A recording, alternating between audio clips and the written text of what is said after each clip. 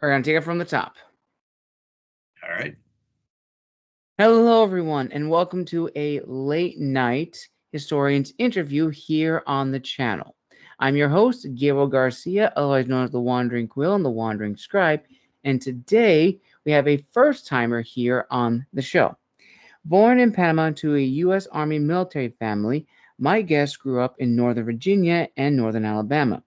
He joined the Army in late '03 and spent 11 years in the U.S. Army as a maintenance warrant officer, spending 4 years at Fort Drum, New York, with 1st Brigade Combat Team, 10th Mountain Division, with deployments to Iraq and Afghanistan, before leaving the Army in 2015 with last duty assignment being instructing at Fort Leonard Wood.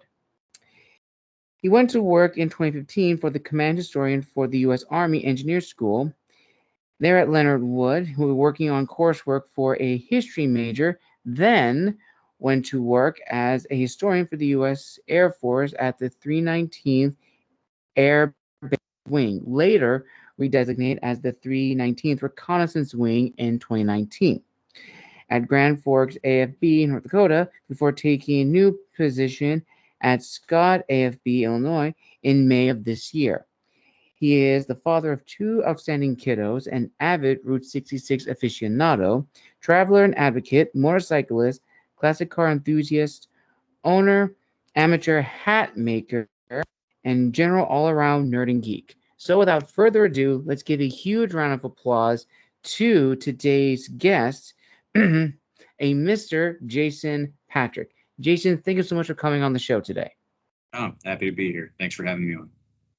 No problem, Jason. So let's dive right into the first question. Now, you sent over that, being in a military family, kind of like history was kind of already inkling into your life. Your father was in the service and your mother collected antiques. And then from there, how did that transform into being a historian for the U.S. Air Force? So after I got out of the Army in 15, kind of caught up in all of the reduction in force drawdown stuff and things like that. I kind of went full in on working on trying to get courses knocked out for a degree program in history, and I was actually struggling to find good work. Just it's kind of tough out there, transitioning from military over to civilian, and especially staying in the area that I was at. There were difficulties. I think a lot of people probably felt that, like, oh, he's going to get a GS job or a contracting job on base. Right. We're only going to have him for like 6 months, and then we're going to have to go through this whole process again. Things like that. So they kind of, glossed over do an interview, and then kind of, all right, well, we'll get back to you. The usual thing, and then you never hear anything. So I actually got tipped off by some friends of mine who were still in about the command historian's office there at the engineer school, and how they do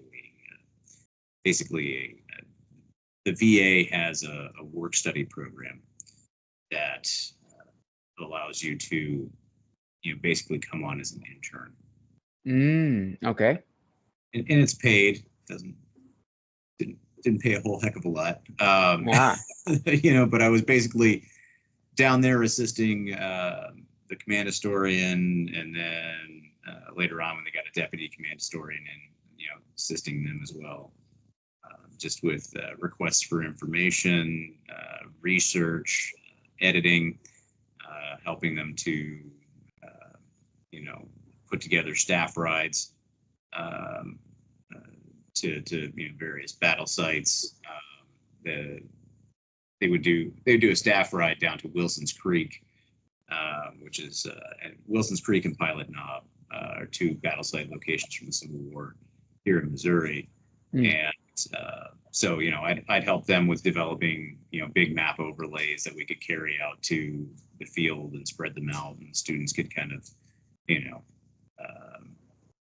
look at the map in large format and kind of compare to where they were standing within the battlefield and talk about, the various, maneuvers and various situations that, arose during the battles and things like that. I helped them with a big one for a big staff ride they did down to Vicksburg for that area. Unfortunately, I wasn't able to go on that one.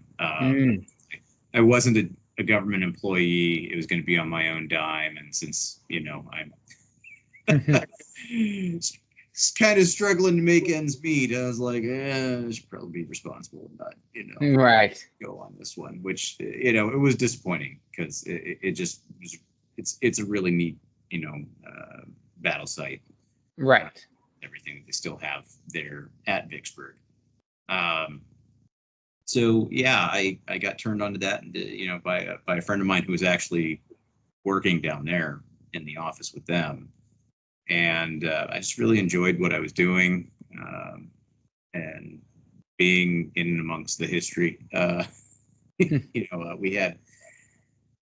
We had something like 3 million documents in our archives, and like 140,000. Part of that was 140,000 photos that we had that a previous command historian had acquired from Fort Gordon, Georgia, where the U.S. Army Signal Corps schools are all at, and they were drawing down their collection of stuff, and so we had this massive photo archive that wasn't just engineering stuff; it kind of covered everything. Right. But we had a big, what we like to call a working archive, because we had students of the various NCO academies and the various officer basic courses, captain's career courses, things like that would have to come down and do research. And so we had everything set up to where it was easy to pull files for units. And just doing all of that, I really enjoyed it. And so I started looking. what all's out there, and started kind of stalking USA jobs. Yeah, same here. And and then when something would pop up, I'd submit my resume and apply for it and all that. I actually applied to a historian position down in Del Rio, Texas, and Laughlin Air Force Base. Ooh. And they all, when you were applying, there was a bunch of the check boxes of places that you'd be willing to go, and I checked a bunch of them, and there were some places where I was like, yeah, I really don't want to go there, and so I did not check the box on those. And I went back in. There's something just like, you might want to cast a wider net, Jason. And so I went back in and I checked off a couple more. Grand Forks Air Force Base was one of them, but I interviewed for the Laughlin position initially, is from what I understood, and a few weeks later I got this phone call like, hey, we want to offer you the position up at Grand Forks Air Force Base. Yeah, I'll take it. So they moved me up there, and I went to go be a historian for the 319th Air Base Wing, which later redesignated as 319th Reconnaissance Wing, and took on a ISR mission, flying the RQ-4 Global Hawks is what they did. So nice. It's kind of how I ended up as a professional historian. So. All right. And I've had a lot of my colleagues who have also done similar things, or have worked as historians at Army bases for a little bit, whether it was a contract position or some other employment thing. But they always tell me that being a historian at either like an Army base, Marine base, Navy, or whatever, it does a lot. It focuses in on a lot of like, researching the base, organizing the history. Is that what kind of like that position means in that sense that not only are you looking at the past of like, the base, the history of the base, and who started the base and what was the base's purpose, but also the present, like what does the base represent now and something like that. Well, so on the Air Force side of things, it kind of depends. Like now, working for the Cyberspace Capability Center at Scott Air Force Base, I don't deal with base history at all. Okay. That's base history is covered more by the historian for the 375th Air Base Wing. I believe it's Air Base Wing. That is the host unit for the for Scott Air Force Base, and then you have tenant units, and so the Cyberspace Capability Center is a tenant unit. So I really don't deal with base history. I focus purely on the center and center's history, and collecting the current things to write annual history reports. Okay. At Grand Forks, I kind of did a dual hat sort of thing where, I was covering base history, but I was also covering the wing's history because the wing was the only unit there at that base when I got there. And they, years and years ago, they had a missile wing at the base along with, what was it, air refueling wing before it was an airbase wing. And it was a bomb wing before it was a refueling wing. And so, you kind of dig into these things as you go through, and if you're in that kind of situation. So you got to understand the history. You also field a lot of questions from people out in the community or veterans. Right. Hey, I'm trying to get VA benefits because of Agent Orange. I was with 319th Bomb Wing at this particular date and time. Okay. That. And so a lot of times there's only so much you can do because we don't maintain personnel records. We focus on the unit, right? Right. If there are people of note who make really significant contributions or things like that, we'll keep bios on them, keep other historical data on them from their career, their time there. But we don't focus on the people, we focus on the organization. Okay. So when I'd get calls and stuff like that or emails like that, it's like, okay, let me see what the unit was doing. And if the unit was doing something in this location at this time, then I can send you that data. And as long as you've got your documentation matching up timeline wise, then it should help you out. But it's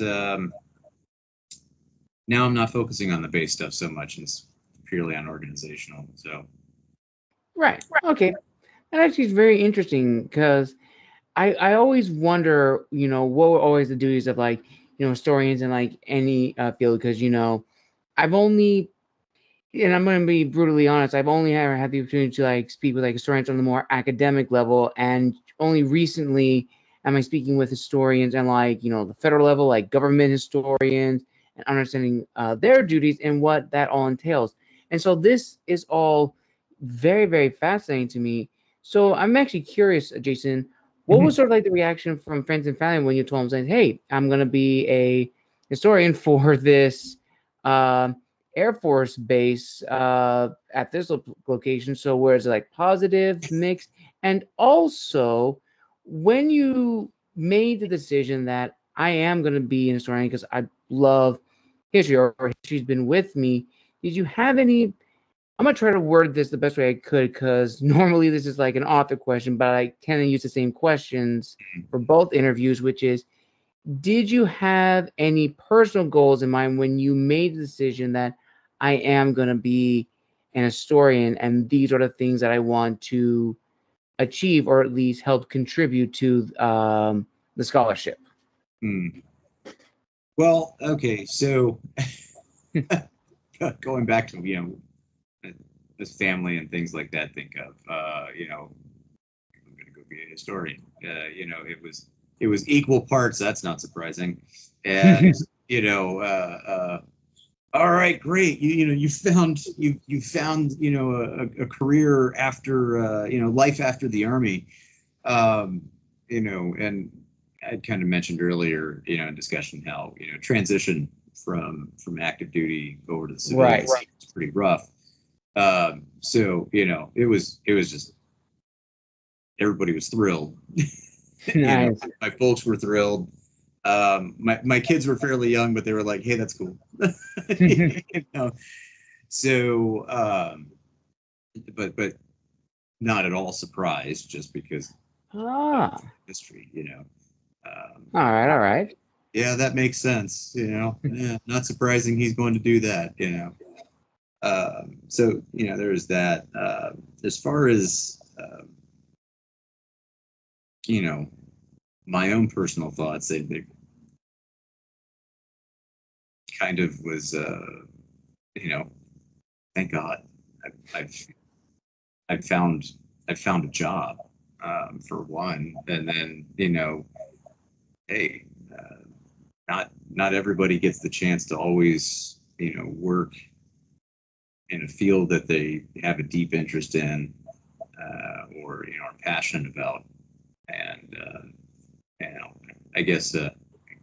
Hope to God that it doesn't turn into a job and I get sick of history. There's always that oh yeah, do what you love. You'll never work a day in your life. And like yeah, no, Yeah. No.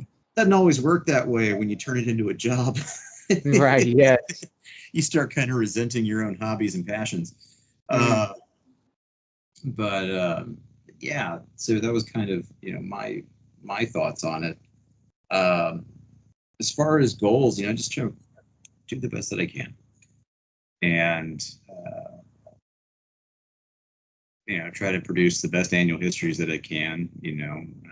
Try to produce the best products in general. Commander asks for something, Right. whether it's the wing commander or squadron commander, group commander, something like that. Hey, can you put something together? About the unit during this time frame, or things like that. And one of the it was kind of a goal that grew when I got up there. When I first got there, was that coming from the army, we have a very different mindset about heritage. Mm. And so it was a little bit. I mean, I don't want to say lacking. I don't want Right. to say it's judgmental, but you could tell that, like, with an air base wing, uh, your Tom Bodette and it's Motel 6. You're keeping the lights on. You're keeping the base functioning and things like that. For whatever tenant units you may have, and you're not really executing the mission. Mm. So I think a lot of ways that kind of contributed to kind of a feeling of like, in terms of morale and things like that, it felt very much like 9 to 5 job. That's all we're here for, and people didn't know the history of the unit. They didn't know the very significant things that they, had done over the course of Mm. its history, during World War II and things like that. For me, things like understanding unit history has always been big for morale with me, because for me it's been it's a wellspring of inspiration, Right. and motivation. You're sitting there and things are getting tough, things are getting hard, and you have those feelings of wanting to quit, and Mm. hold on, wait a minute, if all these guys could go, route the German army out of the Italian Alps, climbing up cliff faces and doing all of this, you know, by God, I can do it. I can get through this. There's a kind of your realization of you're standing on the shoulders of giants. Right. And you don't want to tarnish that legacy. So you drive a little harder and dig a little deeper. And when you don't know or you don't care about unit history, there's less to pull from. So I kind of started really trying to dig into things that I could do to just educate people. Right. Hey, here's the unit that you're with. Here's what this unit has done. This is significant. You should take pride in the fact that you're associated with that. And whether it was teaching about members that we had in the unit during World War II who were Doolittle Raiders, or advanced developing interesting bombing techniques, ways to solve problems of bombing accuracy, and things like that when doing low-level bombing. Being the first unit to go from the European and Mediterranean theaters of operation to the Pacific theater of operation. They were the first, our Army Air Forces unit to go from one theater to the other. And it's like there's big things there. There's big accomplishments. Dig deep with that. And then, it's just with like the wing and the operations group. But then you look at the squadrons, and the squadrons have their own histories separate from the operations group, just because of restructuring and things like that the military does over time. Right. And so it's digging and telling, hey, before you guys were ever doing reconnaissance, you were doing this, and this and this. You won these awards. You accomplished these things, and trying to give them something that could latch onto and build identity, and take a sense of pride in that identity. I guess I did an okay job. Plenty of information, requested, and plenty of stuff sent, and a lot of conversations had with, airmen and NCOs and officers alike. And try to make it fun and interesting. I'm not a fan of very bookish history. Like, no, history isn't some dusty, dead thing. It can come alive in your imagination, and you can get passionate about it, and you can retain it if it's made interesting. Right. And, I feel like there's a lot of people, it's the old adage, those who do not learn from the past are doomed to repeat it. History's not interesting in a lot of ways. Especially from the academic side.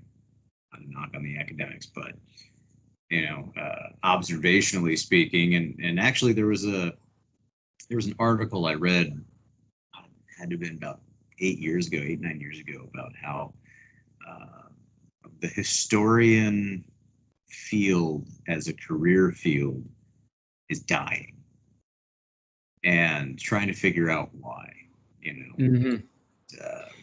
Kind of the conclusion that they came to in the article, and I was like, man, that's what I've been thinking all along. Who is this guy, that wrote this? Was that there's so many things where it almost turns into like I know more than you do, and look how deeply I can write about this. And it's like the average Joe picking up some book about that is going to be like 3 pages in and be like, yeah. This is boring. This is giving me a headache. So how do you make history interesting? How do you make it engaging and fun and exciting? Like we can't sit there and try to write, papers that are very in depth and all this stuff. Like we're trying to one up our colleagues on, I know more about the subject than you do. Look at all the verbosity.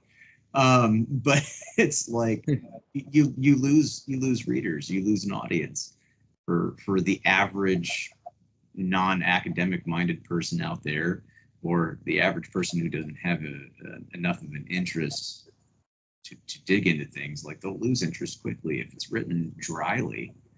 So it's got to be engaging. So I really tried to approach things kind of with a storytelling kind of fashion. I would do a lot of there's a lot of historians out there that'll do the in the career field that'll do moments in history highlights, in staff meetings and things like that, and on slides have pictures. But I always kind of like to do it a little bit freestyle and talk about it. That way my enthusiasm naturally gets into it rather than let me read this slide, and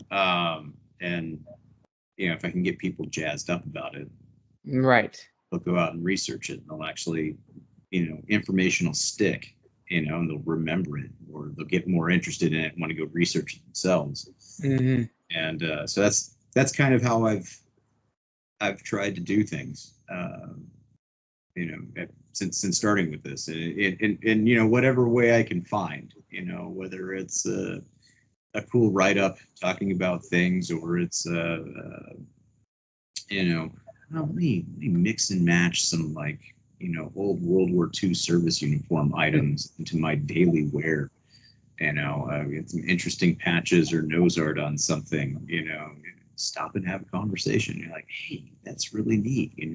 Where'd you find that? Well, wherever, and here's what it is. It's this, that, or the other thing, and get a dialogue going. Right. And that's where half of it is getting the dialogue started. So that's kind of been my whole goal, is just try to produce annual history reports so I don't get yelled at, and then try to make learning about the unit, and the organization fun and interesting, so that people walk away wanting to know more and proud of where they're at. That is very true. Oh no, you're good, Jason. But you actually touched on two things that I'm very eager to talk about, which is, of course, standing on shows of giants.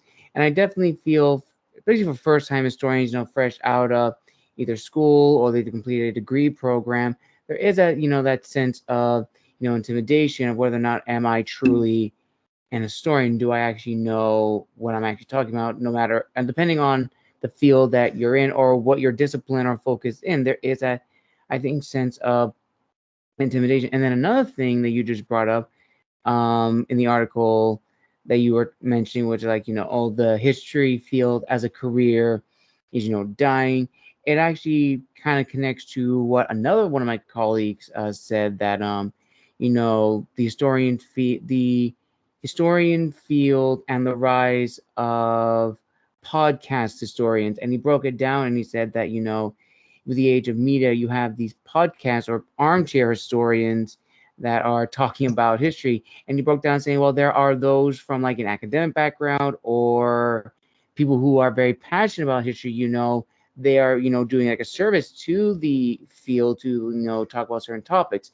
But then you have individuals who just talk about history and don't give context to it. They just use it to prove a point, saying, oh, I know this more than you, or try to win an argument.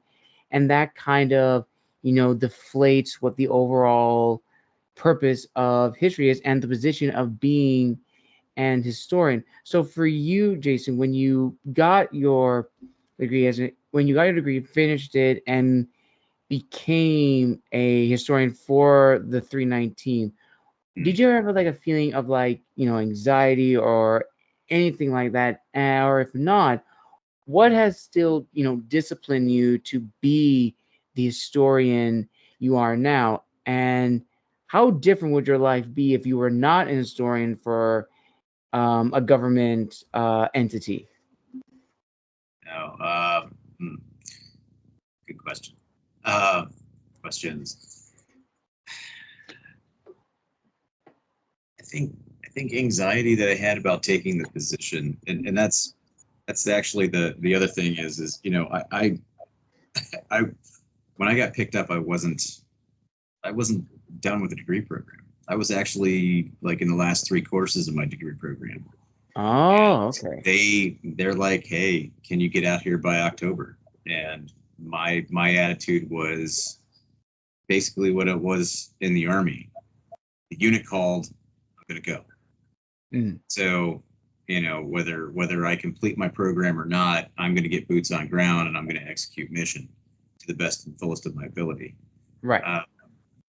I think in terms of, you know, anxiety and things like that, you know, I had completed all of my history coursework. I was now just trying to finish out, you know, a couple of gen ed kind of things. And, you know, so I'd written papers, I'd given briefings, I'd done those things. I mean, you know, when in my last years in the Army, I was instructing at Leonard Wood. So I was on the podium, you know, 5 days a week, you know, for you know, 8 or 9 hours of the day, instructing, you know, and teaching and things like that. So, you know, in a certain regard, the only real anxiety was just like, I hope I do a good enough job. And I can do a good enough job at what I do to make a good impact and to keep my job. You know, so, you know, I don't think there was ever any kind of, you know, feeling of like, am I really a historian? Am I a historian enough? I actually, you know, I attribute some of that to, I had a professor there at Columbia College, Dennis Geisler. And I will always remember this man.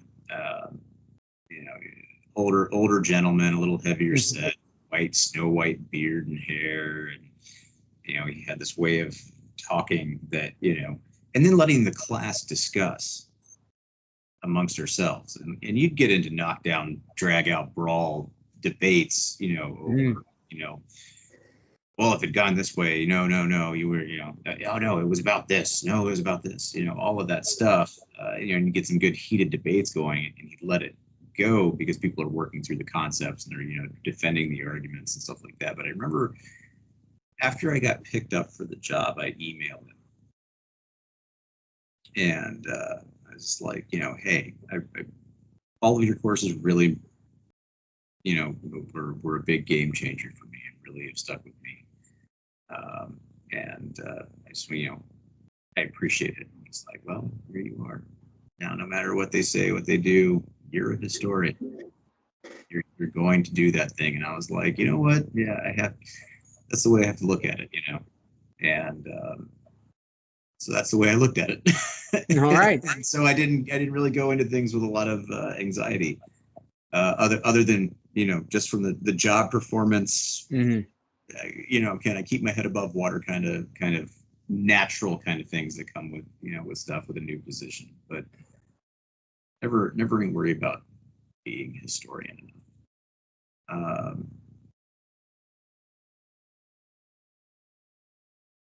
I'm sorry, there was another part to the question. No problem. I squirreled a little bit there, I guess. You know, went down a rabbit hole. Oh no, but it was actually really, really good. So thank you for sharing that. So the other two parts to that was, so what has still disciplined you to be the historian that you are now with the goals that you have? And also, kind of like a little fun question, how different would your life be if you were not a historian for a government entity, or maybe you were an historian in a different field or in a different organization? As far as, you know, what, I guess you know, you put it as, you know, that keeps you disciplined to keep going and doing what you're doing. I think probably one of the biggest things is, you know, when I see people get excited about it, see a light bulb go off or a spark of interest. That's kind of one of the things that keeps me pushing, keeps me trying to think of, you know, what else is out there is there to teach these guys about this and get them interested and who they are as an organization, and who they are as a part of it. That's probably the biggest thing. I was going to be really, really honest. That's probably the biggest motivator and thing to keep me disciplined on. All right. I just like seeing people get excited about it. I loved instructing. Seeing a light bulb come on about a topic, that training things like that. You start seeing understand the significance of things. So that's probably the biggest thing. Right. Other than just trying to do a good job. Mm-hmm. And then as far as if I hadn't got this position, and got into the position that I did, and then got to where I'm at now, I don't know if I was working within the military, the various military branches, it would be similar. Okay. Everybody has their own rules and regulations and things that they want to see, but you're still, unless you start getting into like the museum part of things,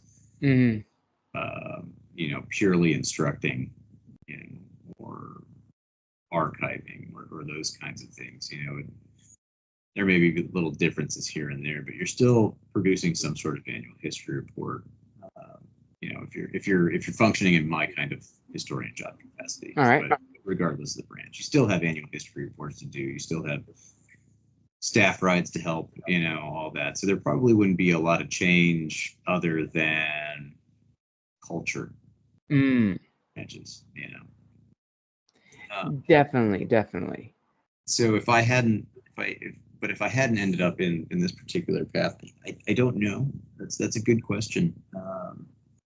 I probably could have ended up a myriad of places, anywhere from defense contracting, because I was a maintenance warrant officer in the Army.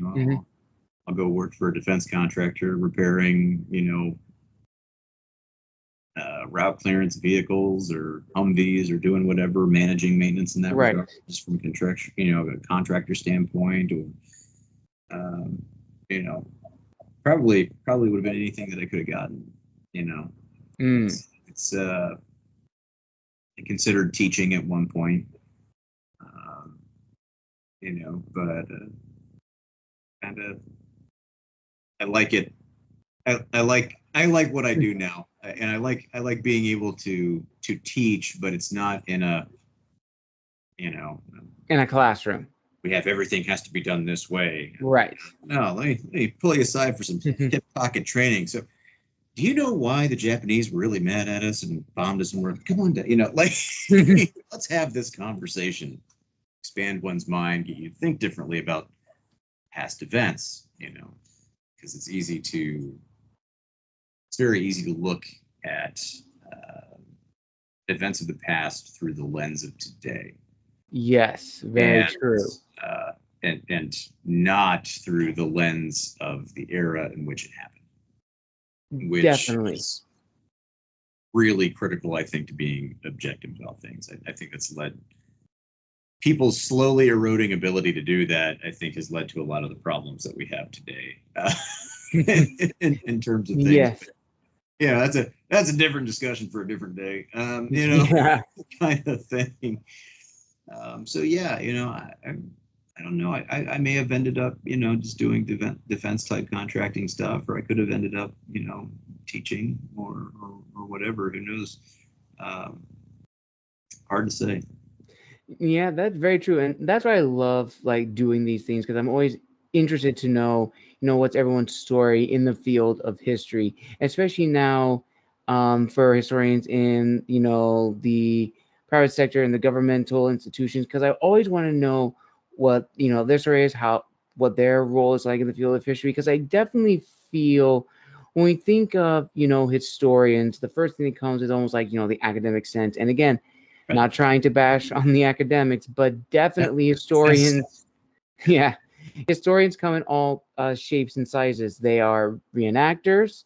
They are historians who are archivists who work either in the federal government, whether it's record keeping, data collection, whatever, or some historians working on military bases and doing data on the unit itself and the history behind it and their significance.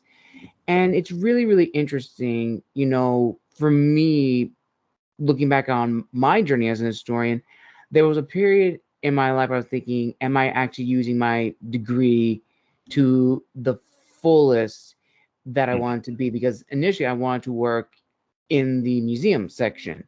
I wanted to be a researcher and an archivist. And ultimately, I had to realize that's not what I'm going to be able to do because I don't have the background and I don't have the experience. But thankfully, I had a lot of good friends who told me, there are other ways to do things in the field of history, which I am so happy to have learned so much. I worked as a freelancer for magazines, written several articles, and doing interviews like this now for 2 years, meeting on a wide range of people and learning so much. And I'm really eager to hear your thoughts on sort of like this final question, Jason. It's a pretty big one. I'm eager to hear your thoughts on it, which is, should I get out some scratch paper and a pen? Take notes on this. No, you're good.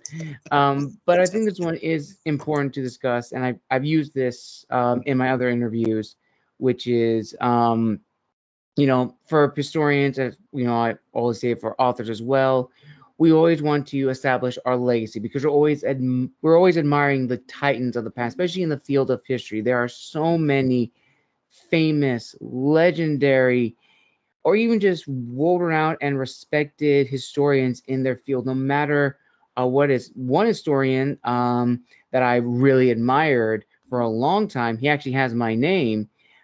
He's a historian from the War College up in Canada, and he was a consultant on numerous early history TV shows like Battles BC. He was an incredible historian just because he just made the battle sound so epic, so grand, and really giving it context. But I definitely feel for historians coming out of academia and going into the workforce, whether it's academia again or in the private sector, there's that glitter of like, oh, I want to do this, I want to do this, but setting unrealistic goals. And ultimately, just as authors, just because you may have worked on something in college or you've been working on this for years before and you present it to like either a job or some organization, that doesn't guarantee your automatic status in the field, in the sense that you're going to be world renowned, people are going to know your name for it. It's a very hard pill to swallow. It takes a lot of time and a lot of effort, and it's a very difficult thing, and that's what I even had to learn as well. But I realized it was for the best. So I'm curious to hear your thoughts on this, Jason. What are your thoughts on like historians that you may have met either online, wanting to know about the field, going into this field, and just kind of like either helping them or making them realize that just like in any other job, it doesn't matter what you've been working on for a long time, it's not going to get you to the position that you want. You can get there, but it's just going to take a long time. But it shouldn't deter you if you truly are passionate about this. In this case, history. If you're truly passionate about teaching history, writing about history, then you should do it, but be realistic.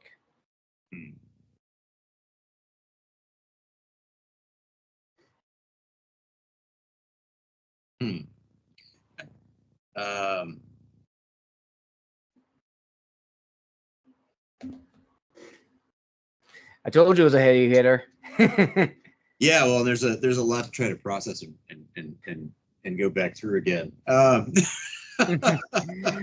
guess to probably like make it more condensed. I guess to make it a more condensed version is, what is sort of like your word of wisdom to, entering historians, going into the workforce, and making them realize that if they want to be in this position or reach that position, it's obtainable, but you got to be realistic. I mean, there's always expectation management and understand what you're getting into. I mean, I'm never going to get rich as an Air Force historian unless, in my own time, I publish something that ends up on the New York sellers, number one, bestseller list, that kind of stuff, or making a movie about it, whatever. Like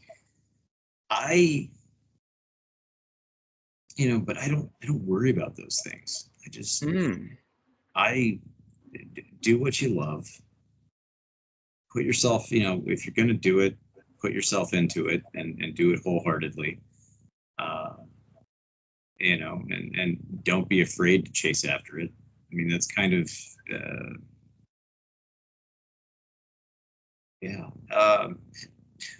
what kind of things would I pass on to a historian that had approached me, or whatever. Make it interesting. Don't make it a dusty, dry tome of knowledge. No, make it engaging. Whatever you're doing, make it engaging, because that's how people remember it, and we need to remember it. Whatever it is, right? We need to maintain a memory of this, and people need to want to go seek it. If they don't want to learn about the history and the lessons there, they're not gonna. So make it appealing, make it interesting. History can be fun. Yes. That'd probably be one of my big things. I don't know. No, but that's actually really true, because as a lot of people have said that history kind of gets pushed to the side, especially because in high school we're taught it's name, dates, and place, and that can deter someone right away. And ultimately, as you said, make history fun, because history can be fun. And I definitely feel, there are gatekeepers in, every field, every discipline, and they are important. But I definitely feel that, and a lot of people have said this before, that they can also kind of deter people as well, like going into field, or like bringing new ideas to a topic that, has maybe been universally accepted. But that's the thing about history. It's always evolving. It's always being changed. And sometimes it's being changed either for the wrong reasons. And sometimes that's why we, as historians, have to, come in and say, you may want to retract that, because this is what happened. Yeah, no. And I mean, that's in a lot of ways, a historian can be that integrity check, where it's like, hey, that's not at all how that happened. Or, right. Here's the issue with what you're saying, or here's the, your opinion. While clearly, you're passionate about it, you're missing a lot of context. But that's kind of goes back to also the fact that if you gatekeep with history, or you overly academic about things to where people don't want to access it, they don't learn from it. That's somebody could sit there and I've written so many books and studies and all of this thing. I've written 15 books on this subject alone. All right, cool. So you sold 1,000 copies of each one of those books. Who out there that's voting, that's making decisions in the world, that's doing things that are impacting, are actually paying attention to what you said? Like what actual tangible impacts are you actually getting people to, to retain the knowledge and learn from it? Definitely. And that's probably in a certain way sound just as bad as the people that I'm criticizing. But it is, but it's like, come on, man, like we got to learn from this stuff. We have all this institutional knowledge. We have all of this, the fossil records. We have all of the, everything, like anything historical. We have evidence of it. We have information. Get it out there to people. Make them want to learn. definitely. Yeah, don't. Because if you can't sit there and get somebody to pick it up and take a look at it and hey, I did not know that. Interesting. You can't do that. What are you even doing? A good way to end this like incredible interview. Thank you, viewers and listeners, for joining us for a late night historians interview. A huge thank you to Jason for coming on the show. Jason, where can people find and engage with you on social media, to talk with you, to learn more about what you do with the 319th and other things? On your basic social media platforms. Though, I LinkedIn might be a better way to find me than social media. I do far too many inappropriate jokes and things like that because of my wonderfully demented military humor. So it's a lost cause, that one. Yes, I am. No, yeah, LinkedIn would probably be the best way to do that. All right. I'll link that down below in the description of this video. Again, thank you all so much for joining us for a late night episode. A huge thank you to Jason for coming on the show and telling us all about his work as an historian with the 319th Reconnaissance Unit. And we wish him the best of luck going forward. And as always, make sure to like and subscribe and comment down below what was your favorite part of the interview. And as always, this is the Wandering Scribe and the Wandering Quill signing out, wishing you all a wonderful evening.